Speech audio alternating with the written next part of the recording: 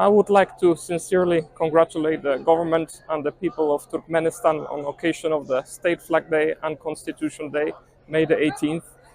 For me, flags are an essential part of the identity of a nation. I've always looked with great interest to the meaning and symbolism behind flags. And here, the Turkmen flag, which I'm wearing today, represents, first of all, unity in diversity. It represents the 5 provinces, the 5 tribes, all united under one nation.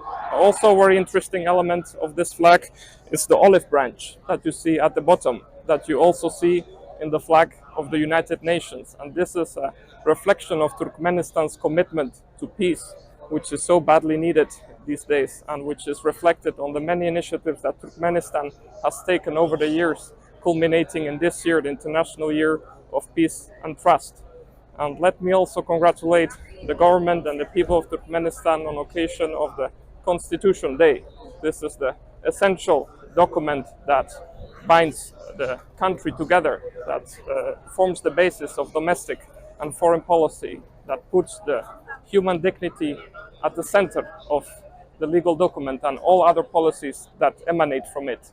And also, later on, the incorporation of neutrality into the constitution, which forms the basis of Turkmen foreign policy, and which has for 30 years now formed the basis of its engagement with the world, which was adopted unanimously by the United Nations General Assembly, and which makes Turkmenistan a respected player, a respected mediator in the international scene, and which will culminate also this year with the big conference in 12 December, where we will further discuss these issues that form the basis of Turkmenistan. Thank you very much.